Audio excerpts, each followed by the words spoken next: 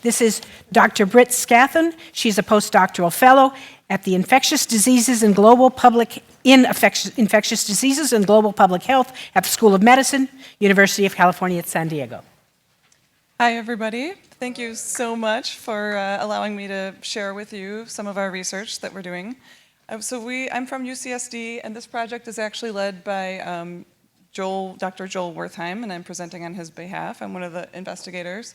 So this is an example of one of the CFAR supplements, and I thought it'd be nice to go through in depth sort of how these work and the different stages of them. So for this particular project, we're trying to address the respond pillar of the EHG initiative.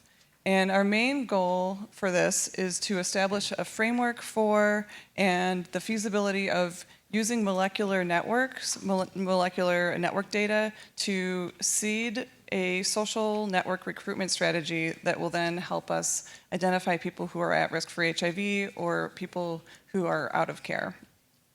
And so this is a partnership between UCSD and the LA County Department of Public Health. So just to give you some rationale, we, as many of you know in this room, unfortunately, transgender women face a disproportionate burden of HIV infections, both here in LA County and across the US. So in the US, transgender women have the highest percentage of new HIV cases. And to give you an example of what that looks like, overall testing events, 1.9% of the testing events among transgender women ended up in a new diagnosis, compared to only 0.9% among cisgender men and 0.2% among cisgender women. And here in LA County, the estimate of HIV prevalence among transgender women is about 17%, and the burden is highest among American Indian, Alaska Native, and Black African American transgender women. So at the same time, rates of engagement and prevention services are pretty low among this group, and that's because of a lot of stigma and concerns about mistrust in the health community, also social factors, a plethora of very justifiable things that are going to make it difficult for the traditional methods that we use to get HIV prevention messages out difficult. So we need to come up with more creative approaches to getting people engaged. And so we thought we would start by just using some information that we already have. And so our plan is to use the HIV public health molecular surveillance data. So this is data that's actually been being collected in California for about 14 years now. And it includes, so the CDC funds the LA County to collect this information, and it includes demographic data, HIV transmission risk, geography, so where people are getting diagnosed, laboratory data, and also viral genotype. So the genotype is collected to determine whether or not you're resistant to different treatments. But this genotype data can also be used to put together a molecular transmission networks.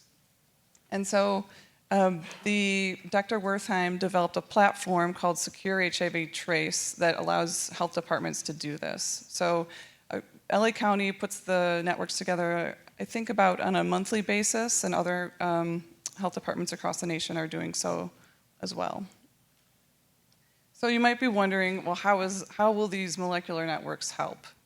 Well, I thought it's easiest to talk about it visually because it's a bit of an abstract concept. So if we look at the index case, the person in the middle, and let's presume that they're someone who is newly diagnosed with HIV.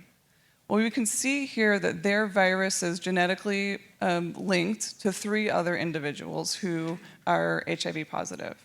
2 of the 3 are either out of care or not virally suppressed.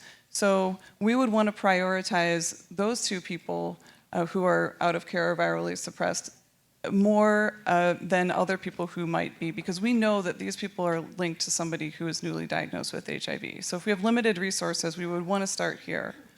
But at the same time, we can also talk to this person who's newly diagnosed and ask about their social connections and test them for HIV. So if they're negative, we can link them to PrEP because we know they're at risk since they're linked to a new diagnosis. And if they're unaware of their infection, we will get them linked to care and diagnosed. So how does this help the transgender population?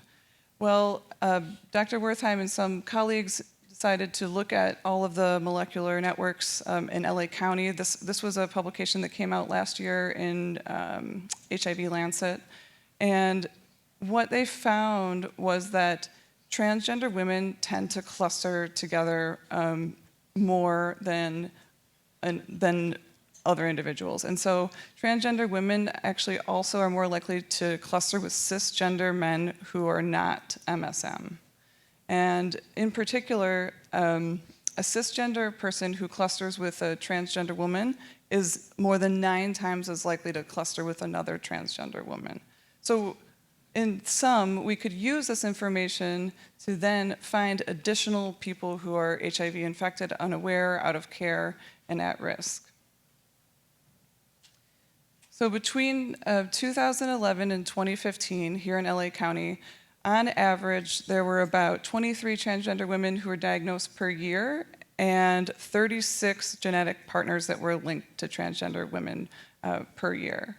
So there's about 59 people that we could ask to help us in this effort in identifying people in their social networks that could then be linked to services. So let me explain what that means. So we're using what's called a social network recruitment method, and it's actually been used for quite some time in HIV prevention in a sort of a different form. Called partner services. So if you're newly diagnosed, you're asked to give the names of your partners. But it turns out a lot of people don't like to give the names of their partners, or maybe they don't know the names of their partners, and so it hasn't really been a very effective method nationally.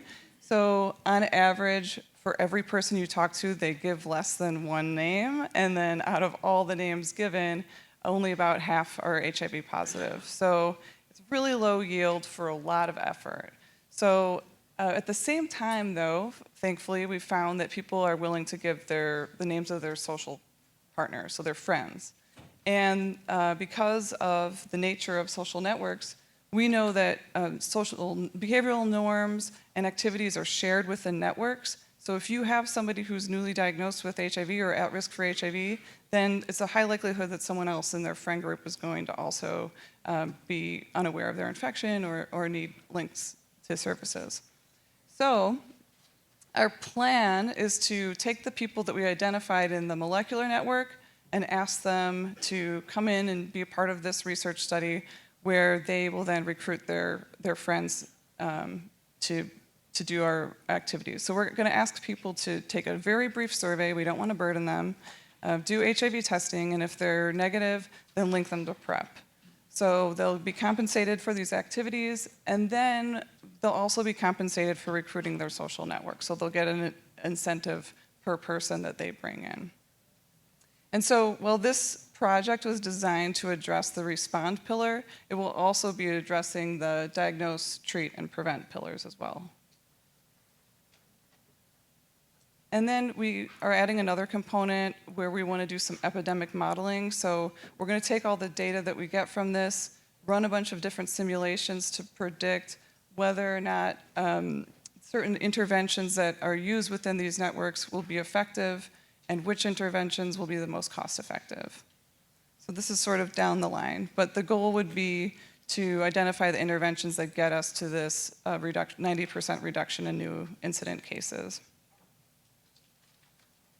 So as the previous speakers mentioned, this whole process, this whole phase is a planning phase. It is a really unique opportunity to kind of hone in and get a strategy that works. And so what we've been doing over the past few months, UCSD has been meeting with the Department of Public Health on a regular basis, and we plan to continue to do that. And we're going to come up with a rough protocol that then we will bring to the Commission on HIV, the Transgender Caucus, other officials, anyone who really wants to provide feedback on this. We want to refine this protocol so that we can know that once we implement it, it will work. And then at the same time, we have to figure out which data sources that we'll need to best hone in on the epidemic model. And then when the next round of funding comes out, hopefully we will be awarded the funding and be able to actually implement the protocol. So at that point, we would want to see if it does indeed reduce the burden of HIV among transgender women. And if it does, then we can use it as a proof of concept so that we could use this same strategy for other populations. So other populations both in LA County, but also in other settings across the US, which will be a bit more difficult because geography and culture and everything is a lot different, but it's a starting point. And the more data that we get, the better the epidemic models will be as well. So those are the plans. So currently the resources for LA County, this is funding for partnerships. So we're partnering, as I mentioned, with the Department of Public Health, Commission on HIV, Transgender Caucus. Right now, actually, we would love your feedback. We're trying to find partners to actually implement the process. So do the testing, do the survey, linkage to PrEP. And so we'll have funding to find partners. Right now we're speaking with the PrEP Centers of Excellence, but if there's anyone else that you would suggest, we'd love to hear about it. And I also just wanted to take a moment to thank Mario and Cheryl for their support for this project. And thanks for your attention.